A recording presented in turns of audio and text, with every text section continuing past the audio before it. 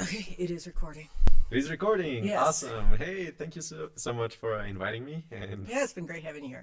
it's fantastic. Well, before we get into the weeds of things, I was thinking of adding a little bit of Qualia diversity to our interview. Okay, I like diversity. So I have CK1 Reflections, which is a flanker of the traditional, 90s. Okay, Uh, so if you're open to putting a little perfume to set the mood. Okay, set the mood, Sure. I really like this one. It's it is musky, but it's Pretty good. I really like the top notes in particular. It's kind of like a very good kind of like orange slash kumquat type of smell. It's nice. Yeah, Excellent. Qualia diversity. Yeah. We'll get into topological diversity later. Okay, you lead, I follow. Okay, fantastic. So, well, what I have kind of like planned to talk about is I'll just like mention kind of like the table of content sort of thing. Okay. This is gonna be your personal experience, retreat technicalities. Going from like the booklet to like how you manage people before the retreats. Safety considerations, things like that. Okay. A section about like how do we empathize with pain? How do we help people? Yeah, kind of like realize this is important. Mhm. And then kind of like an overview of like the sort of things that you do here, like classes and what the facilities look like, and maybe Okay. we can splice in some some images of the facilities and Well, videos. it was Yeah. really interesting. My early experience with the Qualia Research Institute has really colored a little bit of how I designed the program here. It's been instrumental to my personal journey. Wow. Mm-hmm. Awesome. So yeah, let's dig into that. I think I would love for you to give us a little bit of a rundown of your kind of like life experience. Like, who were you before you developed the condition, Oh, I don't know if I remember that. It's been a while. and then Yeah. how you the series of treatments that you tried, and then how you stumbled upon psychedelics, and then Okay. you know. Okay. So, before working in the retreat space, I actually worked in the diamond industry. Ah, Yes, wow. diamond and precious stones. I am a gemologist by training, Wow. and being in the retreat space, you'd be really surprised at the skills that actually transfer over. I'm very good with scales. Yeah. Milligram, Yes. Carats, milligrams, they're all measured like, yes. And little small baggies. I had a lot of experience with little small baggies, high precision scales. So I was prepared for this whole DMT and psychedelic thing. Yeah. Yeah. Fantastic. How many years did you work in there? Oh, about almost 20 years Wow. in the diamond industry. Like, was it like selling in stores or kind of like the No, I never fabrication? worked in sales. I had like a appraisal business where I just would identify and value. Oh, wow. Yes. Like, so you actually like would look at stones and like say this one is like worth This is much. it. This is not. Yeah. This is What's an real? What's not real? An imperfect one. Yes. I feel like that probably translates also into like subtle kind of like evaluation of states of consciousness, honestly. Maybe. It's kind of like, Maybe, but I'll tell you what. It wasn't compatible with the headache. Looking at very small things, spending a lot of time looking in like this binocular microscope was that was not going, like it ruined my career.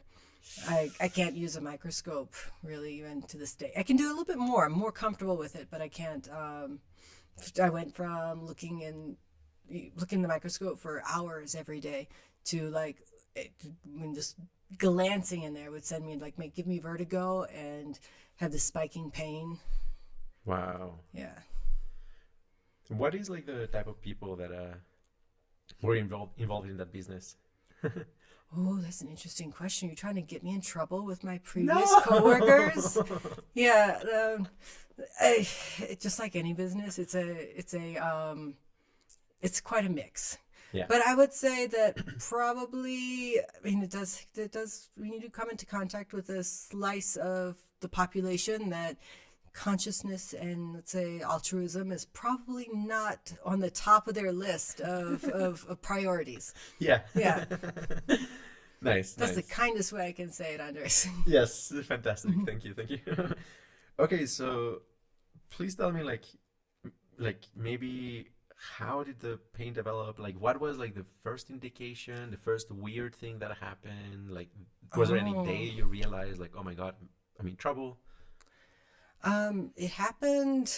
It's like pretty much overnight. I can like narrow it down to I was going to the gym after working at a day in the office, and I do a sport called Brazilian Jiu Jitsu, Hmm.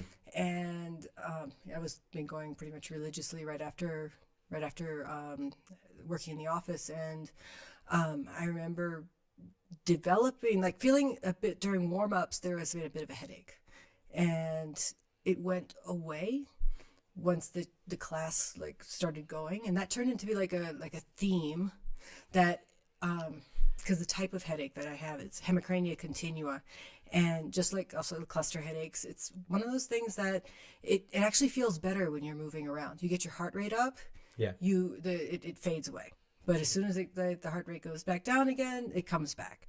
So I was able to do that class comfortably, and then when I got home, it got worse.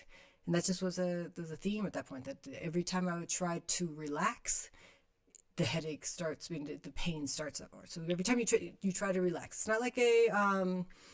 not like a migraine that you feel better when you're just quite in the quiet in the dark. Yeah. It's a pacing type of pain. Yeah, yeah, yeah. Hmm.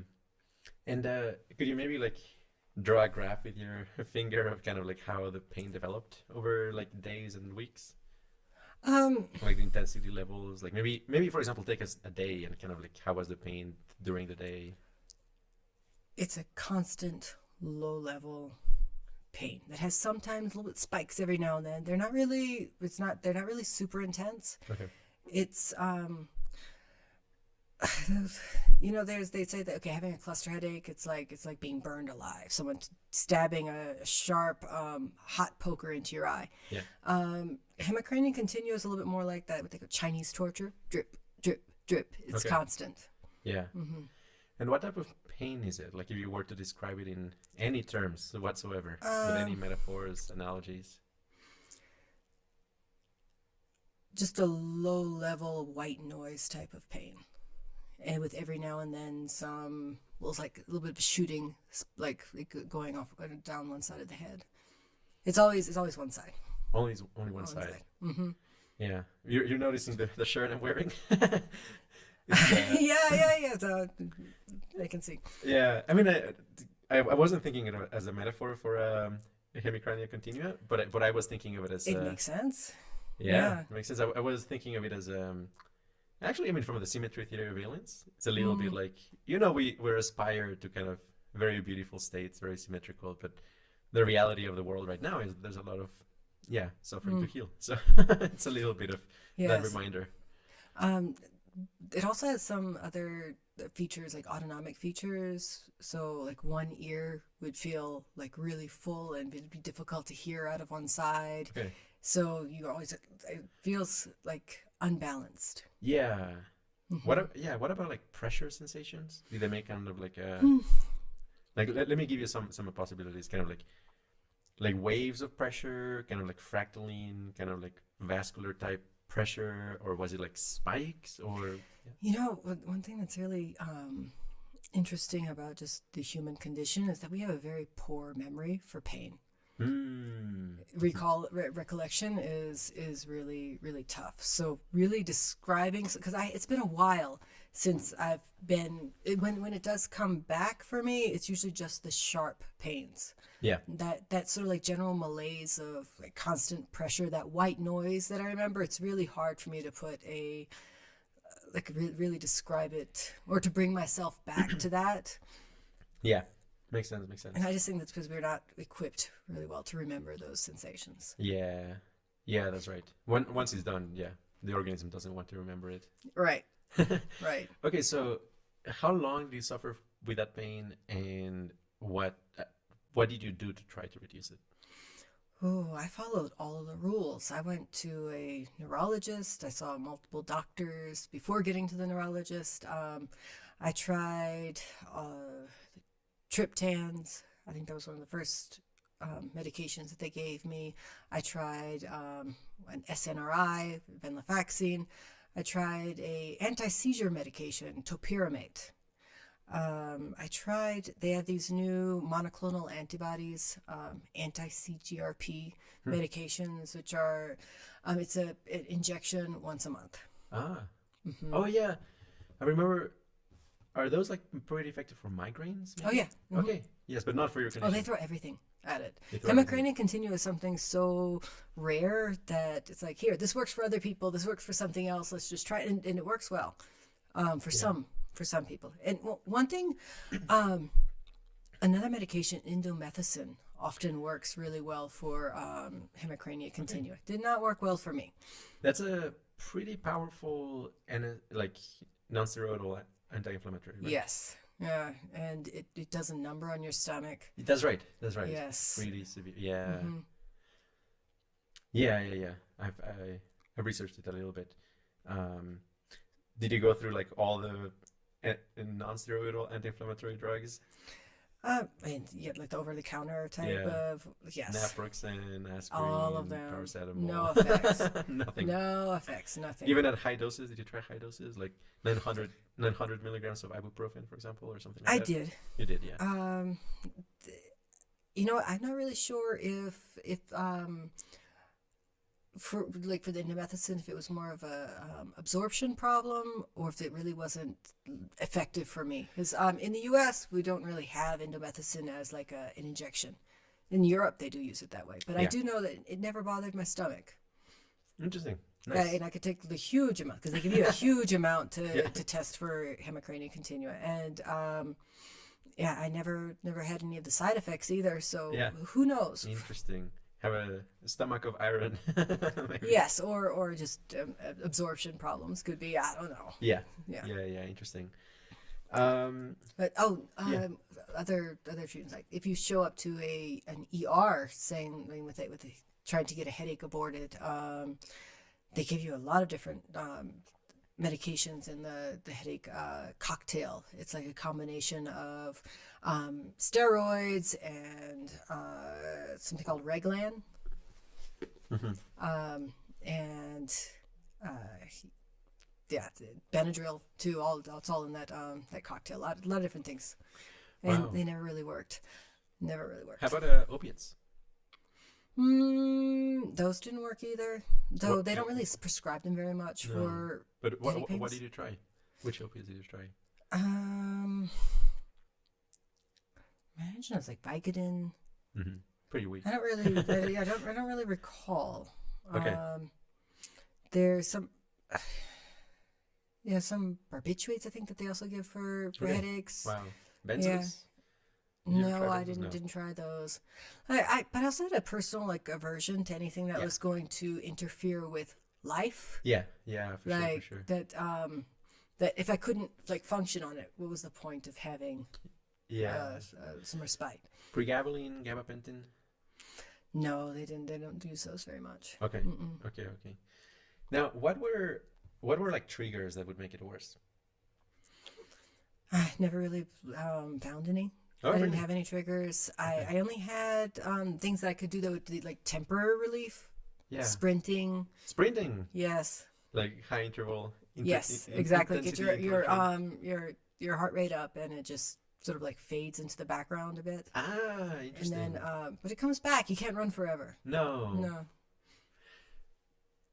Yeah, I mean, I'm just brainstorming, thinking, because there's a number of therapies that use body vibration, something we've studied at QRI on various capacities. I mean, the simplest one is just kind of a bracelet vibrates in a fairly consonant way, comes and goes. But I wonder if maybe having 10 of those and they're kind of shifting around and there's always something that is kind of distracting you, maybe that could help. I don't know. Because I can't tell you if that if it was really a distraction or something physiological happening, because it also happens with cluster headaches. Yeah. Some people do abort their cluster headache by sprinting. Wow. Or doing push-ups back to back, right? Yeah. When their attacks start. So the structures that are involved with hemicrania continua and the structures that are involved with cluster headache are similar. It affects similar parts of the brain. So I'm not sure if it's just because if it's a distraction or if there's something else going on there, because even for like someone with the cluster headaches, they sprint and stop, and they it's like they got ahead of that, they abort that attack. Yeah. Interesting.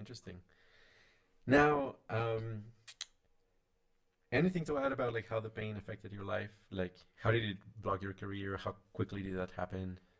Oh, it when you're in constant pain like that, it really like just limits your bandwidth for processing anything. Everything, your life becomes very claustrophobic, very limited. And there's the physical part, isn't like, yes, I physically couldn't really do my job anymore. I couldn't look in a microscope. I couldn't. They're working with very small things with diamonds and gemstones. Yeah. Counting, measuring, very, very tiny things, and that was all off the table. Yeah.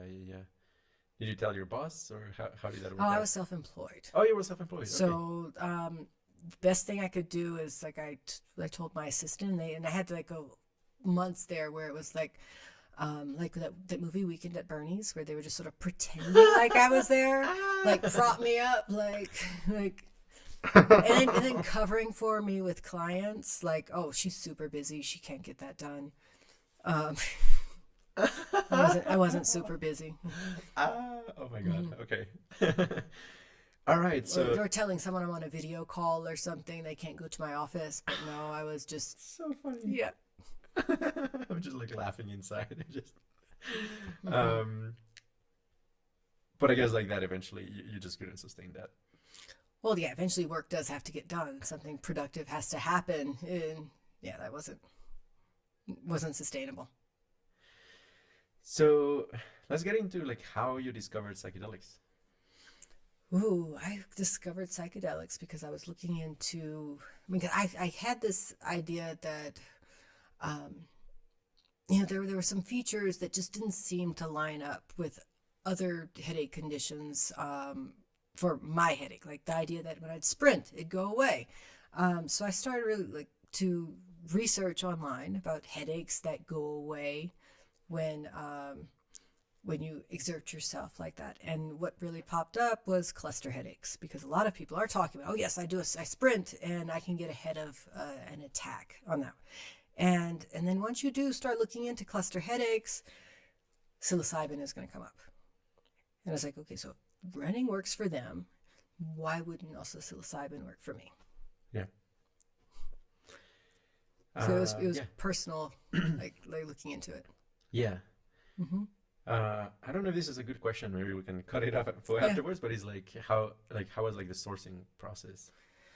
Oh, that's a really funny story. I wouldn't want to cut that out at all. Okay. Awesome. So I was very active in my gym, and I don't know if you know very much about jiu-jitsu culture. Joe Rogan, right? Yes. So, yeah, right. So it's built into the culture a bit. So I was like, okay, who am I going to ask? Because I was super square. Super square. I did not belong to any drum circles. I had never been to Burning Man. I didn't have that friend who was going to have the shroom hookup at that moment. But I did have my connection with the gym. And I checked around, and yes, someone stepped up and they said, okay, I got you. And that was the first sourcing, which happened to be just at the beginning of COVID lockdown. So yeah, I was lucky that I was able to get that before, because everybody wanted to take a trip without taking a trip. Yeah. During COVID. Yeah. Mm-hmm. So there you go, guys. If you need mushrooms, find your closest Brazilian Jiu-Jitsu establishment. Yes. Ask the gym bros there. Ask the gym bro. Wait. But you want to limit your gym bro questions just to the sourcing part, because then there's like more to that. Because I had So I got the sourcing issue, and then I asked another gym bro friend. Yeah. I said, well, psychedelics have been sort of a bucket list item for me. I've always sort of wanted to try it, but okay, so it's going to happen now. And if it's a bucket list, I might as well do it right. Then for the cluster headaches, they have this process where they say, okay, you can take 1.5 grams at 5-day intervals until your headache cycle breaks. Yeah. And just like a gym bro, he said, no, you need to take 5 grams alone in the dark. Yes. So limit your questions. I got very, very lucky that it turned out to be a very, very, very pleasant experience. Could have just as easily gone the other way, but that's the gym bro advice you get. Oh my God. Yes. Look, I'll tell you, like by myself, I didn't last very long with the mask on, like having my eyes covered. It was like, no, I got to see whatever's going on now. But it was a very pleasant, very blissful experience. Yeah. And I got super lucky with that, because I'd say if my most difficult psychedelic experience was my first, there would not have been a second. Oh. So, yeah. Yeah. Did you experience like nausea?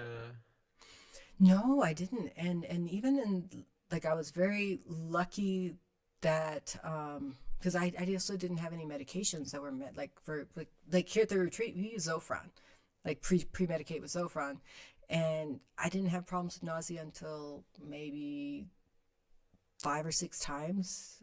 But then every now and nausea seems to be something that hits randomly. Sometimes it's there, sometimes it's not. So I just get ahead of the problem now with the Zofran. Yeah. I've heard a lot of really positive things about ginger juice. I mean, it might not be as effective. No, I think Zofran. ginger. Do you know they have the same mechanism? They both have they block the same receptor. 5-HT3A, I believe. Yes. Which is mostly in the stomach and intestines. Yeah. So they both they have that in common. It's just I think the ginger is a little bit less intense. But I've had experiences where I'm like maybe 45 minutes into it, and then all of a sudden I realize, oh no, I forgot to take the Zofran. And then I'm like prepared. Oh no, it's gonna. I hope this is not the time that I picked the nausea card. But sometimes it's been none at all, even without. Yeah. So. Yeah, the roll of the dice. Mm-hmm. And okay, so you had like that first experience. Tell me about how it changed your pain. The first experience was the first thing that I noticed, well, during the experience was no pain at all. It was it was the first pain-free 6 hours that I'd had in a year. Whoa. So, just imagining that. Yes.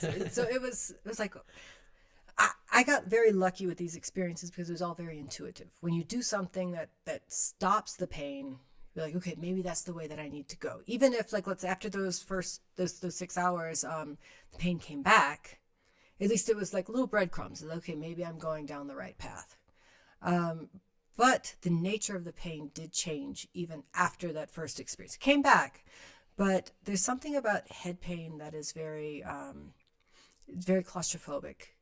You don't feel like there's space to think. There's no. It's like in your seat of consciousness right there in your face. To excuse the pun, but after the experience, it felt a little bit more like a knee pain, something that you can disassociate yourself with. Oh. That there's a little bit of space between you and the pain, and so that was that's something I hear a lot from people even here at the retreat, is that now there's breathing room.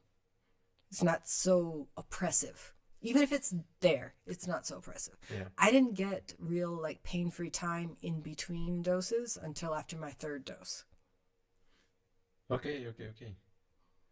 So not to be very histrionic about it, but like imagining something like this kind of dissociating. Like, what would be like a hand movement that describes like the way pain developed? The way it changed. Yeah. It would be more like if it was here, now it's here. Okay. And it's still something that I can feel. Like I always feel like I have my finger on it, like there's some sensation there all the time, but it's just not painful. Wow. Okay. Yeah. Yeah. I can describe it this Yes, way. please, It's like please. if you laid your head down on a granite countertop Yeah. and just stayed there for a couple of minutes and then picked up your head, there's this ghost of a sensation. Yeah. That's how it feels all the time. Okay. But like if you were to say like before the psilocybin, what percentage of your attention was on the pain, and after psilocybin, and now, what percentage of your attention is in there? Ooh, that's a good question because pain is all about like taking up your bandwidth, your Yeah. level of attention. It was when I was trying to relax, like still not really not being able to not doing something active with movement, it would take up about 85% of my bandwidth. It was a lot. Now it's nothing. It being like, yeah, there's a sensation there, but it's like the shirt on my back. Or like a watch on your wrist. Okay. So fades in and out in some sense. Unless you can bring your attention to it. Or Yeah. Oh, that's incredible. Huh. Yeah. I would just like, yeah, it's sparking a lot of thoughts because, I mean, I'm thinking, for example, Robert Bia talks about fear as kind of like fear. It's made of like three things, which is like body sensations, then your appraisal of them, like, oh, what is it that you're feeling? What does this mean? And then your aversion of it. And so in some sense, like fear is almost kind of, ultimately it's kind of like something that builds up and is like fear of fear, and it just like takes up more and more space. But then if you're really mindful and do some practices, eventually it's just the body sensations. And then like you don't have like this additional, extra aversion of aversion. I don't want to make an easy comparison with a painful neurological disorder because it's that sort of sensation. I also feel like I can relate to that. And like when I had insomnia, there's always this like in the back of your mind, how am I going to get sleep? I need to sleep. There's this fear and anxiety always underlying that one. Yeah. And then when you described it that way, that's what came to mind for me. Okay, but probably less so for the way the pain developed. It's really hard to intellectualize the state of mind that you are in that point because you just don't have the tools. Yeah. It limits everything about you intellectually. Yeah. Yeah. Okay, so you said like it wasn't until the third trip. Mm-hmm. So what were like the doses of the first, second, and third? Ooh, because it was the start of COVID, and everybody else was also trying to get their trip on at that point. I'd stocked up a bit, and then I started thinking that, okay, so, I don't have to be hitting it with 5 grams every time. I can just follow the standard cluster headache, which is when 1.5 grams. And then, also my supply will last longer that way too. So I did, and I actually had very unpleasant experiences on the lower doses. It was a really unpleasant feeling that the pain didn't go away as much during the experience. Yeah. And also it was accompanied with this whole feeling of being 1 foot on the boat, 1 foot on the dock. Yeah. And, so those I'd cut down the doses and then I went back up. Yeah. That's interesting. It's like there's some kind of a value for some people of like the doses. It's just 1 foot. Well, I'm better at the lower doses now because I take okay. it as more of like a meditative type of action. Instead of going for a ride, I am in the driver's seat a little bit more. Yeah. Okay, so after the third dose, how long did the pain relief last? I started getting like in the 2 or 3 days afterwards, I would get little windows of pain-free time sprinkled throughout the day. Okay. Oh, so it was intermittent. Yeah.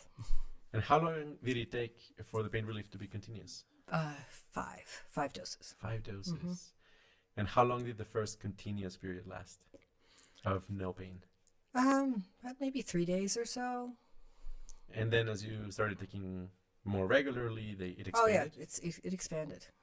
I go about 3 weeks, 4 weeks now. Oh wow. Okay. I can get I can spread that out even more with DMT in between. Yeah. I find that DMT is even more useful now because of the amount of time you have to invest in it. It's a lot easier. Yeah, yeah. What doses of DMT are we talking about, or what intensity of experience needed? Intensity of experience, like with a vape pen, because you're just, like, feeling my way around there. I prefer a full experience. So like once you feel some sensations, trying to get in at least a good 1-2 more puffs into that. But if I do have like a spike of pain at night, I'm not really enthusiastic about jumping into that sort of experience at night. So it's really you can take a puff until you start feeling just a little bit of that muscle relaxation, body sensations, and then stop. And then you can close your eyes and take a little bit, like maybe 2-3 minutes of a light show, a little bit, not much, not it's not very immersive. Yeah. And that's it. And that's it. And that reduces the pain. Mm-hmm. And does it kind of like make it into non-pain in a way? Not just it washes it out. Doesn't come back. Okay. Yeah, and it's interesting something you said like the other day about like how it's maybe less the hallucinatory component and maybe more just like the initial wave of relaxation that does the trick. Yeah, those physical sensations. Yes. How would you describe like the wave of relaxation in any more detail? Trying to think of a way that someone could even like relate to it who hasn't had that experience. Do you know that sort of like feeling of release you feel after a sneeze? Ah, yes. Yeah. Interesting. Yeah. And for the experimentally minded people out there, you can just sneeze. Just can take a Q-tip and make yourself sneeze and see what she's talking about. Yeah. I used to be a fan of sneezing, recreational sneezing. You know. Wow, I don't think I've ever heard those two words together like that. Yeah. It's an intense experience. It's fun. It is. And like I love that sensation after a sneeze. It's almost like. Yeah, thankfully I never became addicted or dependent to sneezing, you know, but I used to do comedy stand-up like in late high school, early college. Mm-hmm. And once like part of the retreat was like making myself sneeze. Really? Yeah, it was fun. I was in kind of the anti-humor type of side, like Andy Kaufman influence, the sort of like really kind of messing up with the head of the audience, but I can see that. Yeah. It was fun. And now the whole audience is wondering, are you messing with them now? Maybe. Am I putting up a show? Like, yeah, a very good question. Maybe. Who am I? You know, that's a question that's asked quite a bit here. It's who am I? What am I doing? Yeah. Okay, so yeah, I'm very curious about now how you arrived at the idea of like making this retreat. It was an act of rage. A lot of rage in there because when I was just starting out on my journey, like I did check out retreats, and I have a very a big aversion to the idea of claims of knowledge where knowledge cannot necessarily be had. Oh yeah.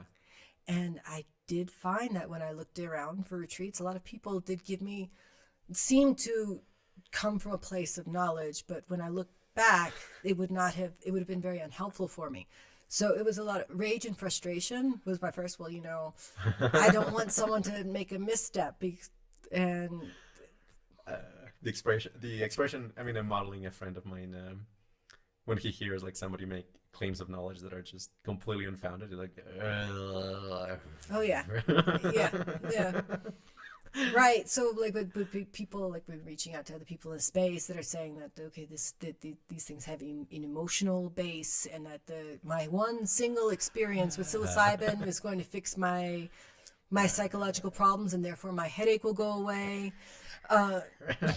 Yeah, but if I had followed that advice, I mean, think about it. My first experience, yes, it was pleasant, and it did go away, but then it came right back. I would have been in a position where I thought that this is going to be, I would have felt like a failure, and without someone to encourage me to pursue it, not only that, someone having claims of knowledge saying that, okay, this is it. Maybe it doesn't work for you. I wouldn't be here. Like literally on this plane of existence, might not be here. Yeah. Could you relate? Maybe this is inappropriate too, but like the story you said about like the neurologist after a couple of drinks. Oh, I'm not sure if I'd want to hear. I mean, okay, I can say so. I am. I do live in Houston, and well, I lived in Houston before running this retreat. So Houston has a very big like a medical community. There's a big medical center there. Lots of different doctors. So we had some friends that were neurologists, and it's funny with neurologists. Once you know one, you know, like they come in like in groups. So we had a whole group of friends, all neurologists, and I was on this mission at that point where I thought that, you know, there's an answer out there.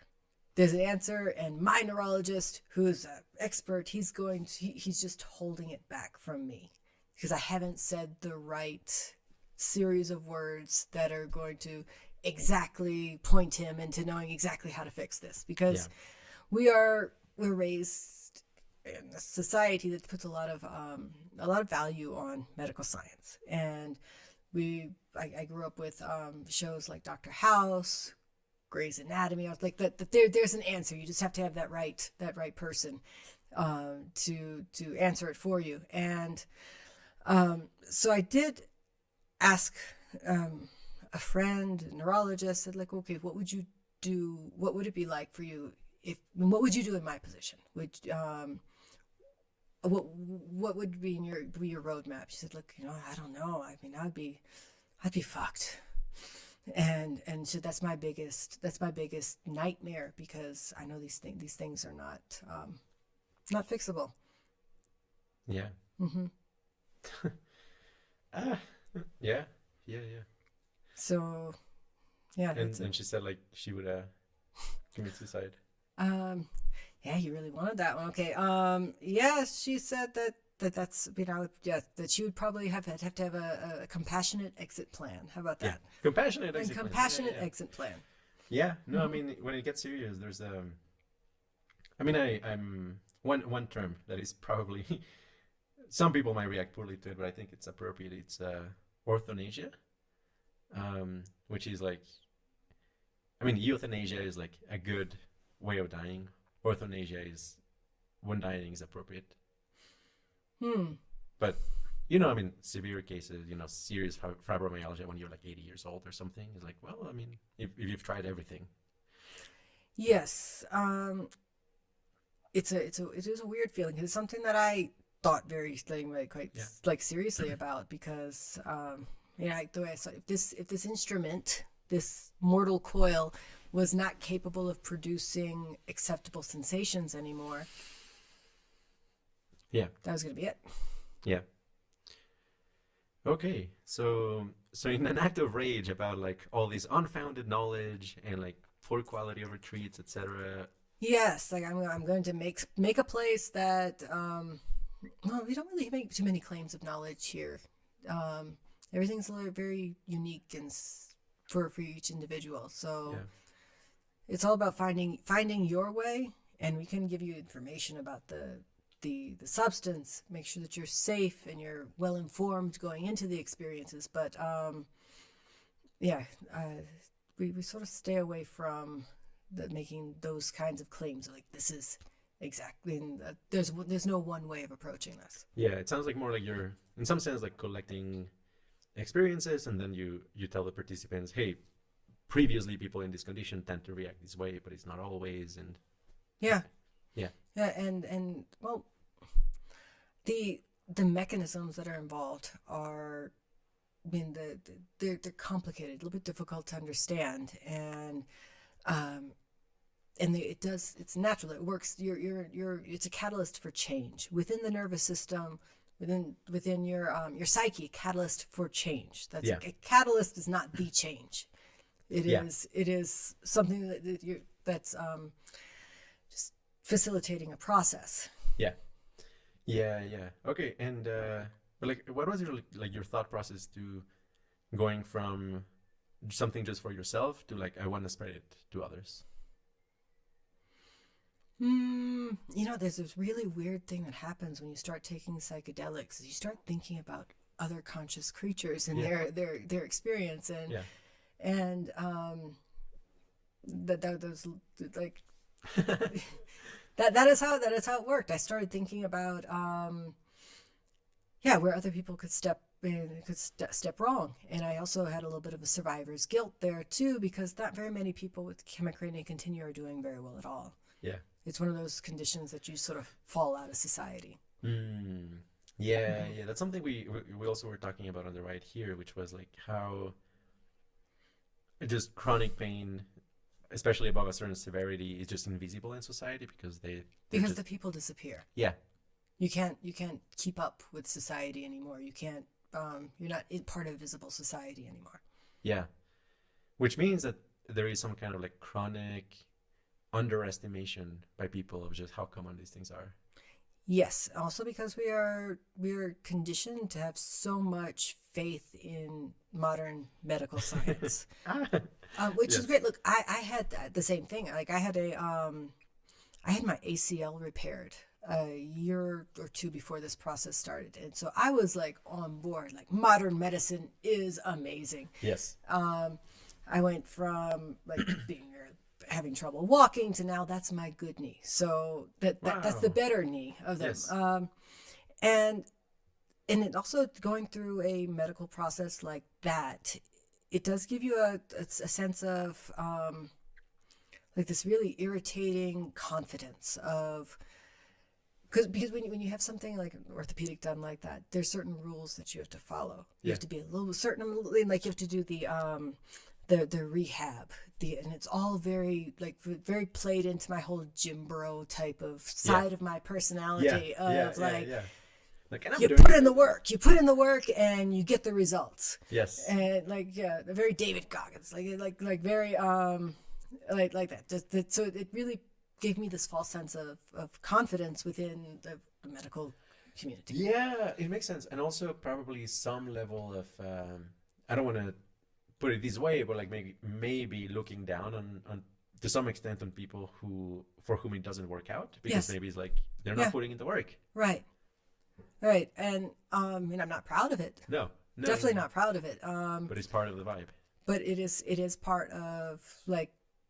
I mean, I can still relate to when I thought like that. Yeah. But it's just when like something like illness like that comes and just cuts you off at the knees, you realize, oh wow, I was an ass. Yeah. Yeah. No, it's very humbling. Very humbling. It's like, yes, we're all like piloting these same like machines that something could go wrong, that it doesn't matter if you follow all of the rules or if you put in all of the work, you do everything right. It doesn't matter. Yeah. No, I mean, it's I don't know. I mean, like I'm kind of in a strange, weird position because, I have never suffered from extreme pain or like constant pain. Yeah, I mean, like the worst it can really has happened to me in terms of that. It really is things like mild pain injury and like mild leg injury. And like ridiculous, but it's like hot pepper hands. Once I was like cutting like peppers, hot peppers, and then like a very, very spicy one snuck into the bag, and so I was like handling without gloves like hot peppers. Did you touch your eyes after that? No, thankfully. But it's easy to dismiss. Honestly, it's like, oh yeah, it was. What are you talking about? Because also when something painful happens to you, we lose that memory too. Yeah. I mean, it's probably hard to recall those exact sensations. It's just the way our psyche is built. Yeah, and I mean that one evening was also quite humbling. Is like, because it was like actually getting to like, it was like a constant 4 out of 10 pain for like 10 hours, with a few spikes of like 5 or 6 out of 10 pain. Is like really like why am I being punished so much for like this little mistake? But I mean, like I honestly can't relate to like, I mean, can't relate personally to like 8 out of 10 pain or 9 out of 10 pain. Well, I got some peppers in the kitchen.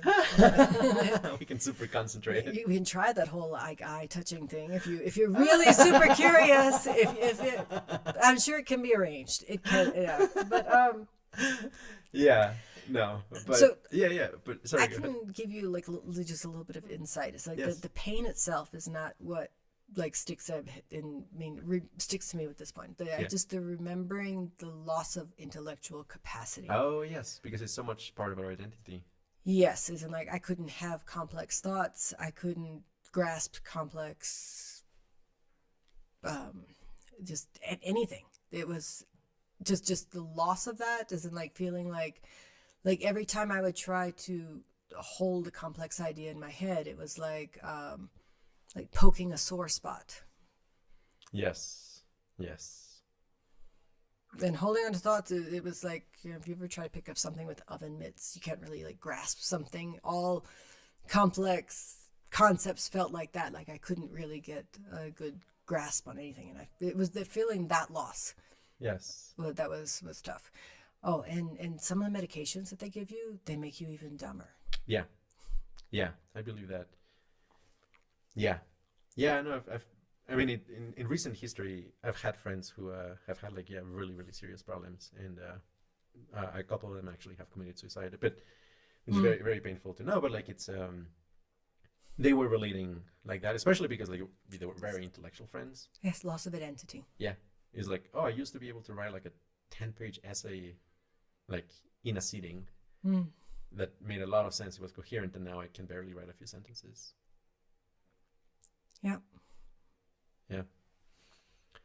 I'm not going to say that I was some intellectual giant before, but it was good for me. I mean, I was fine with it, but losing that part. Yeah.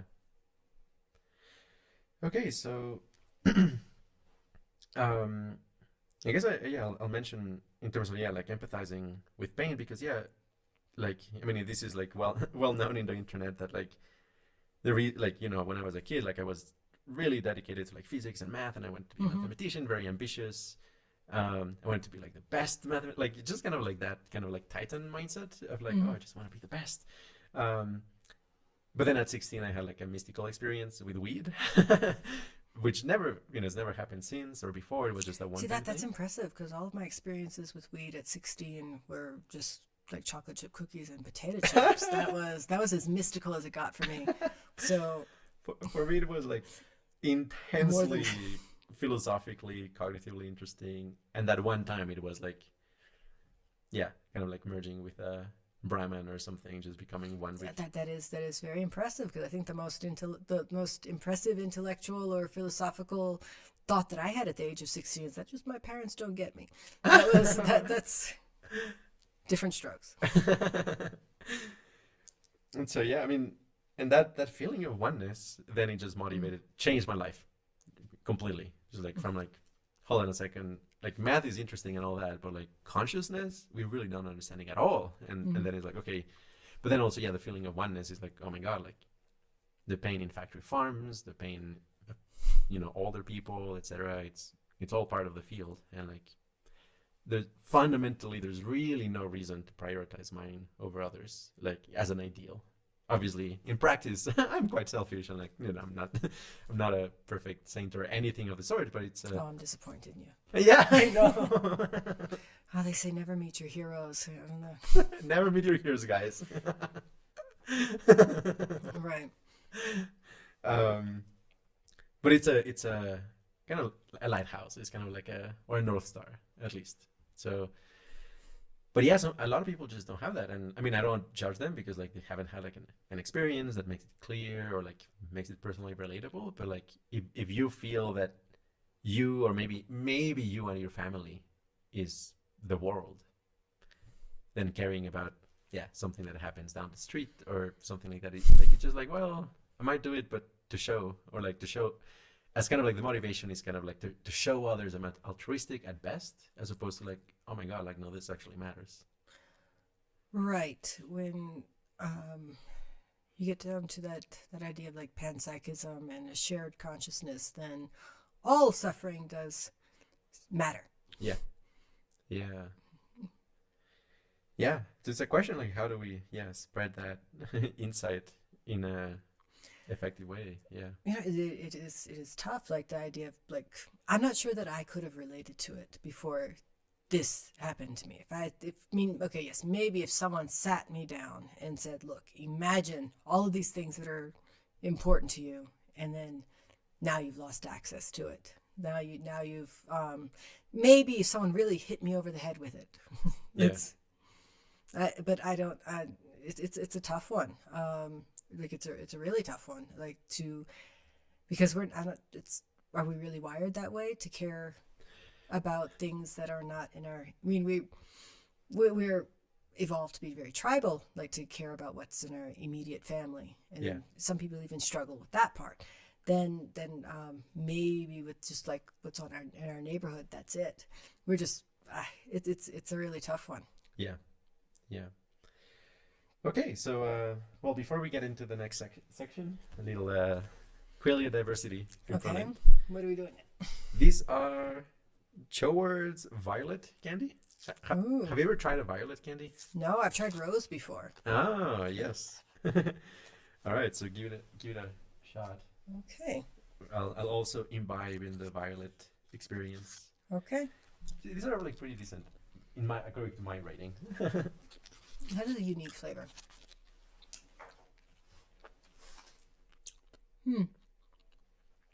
It's unique. Floral. That's the violet, yeah. I mean, there's like some flowers that like, taste like rotten meat and stuff like that. So it's. I'm glad this is not one of them.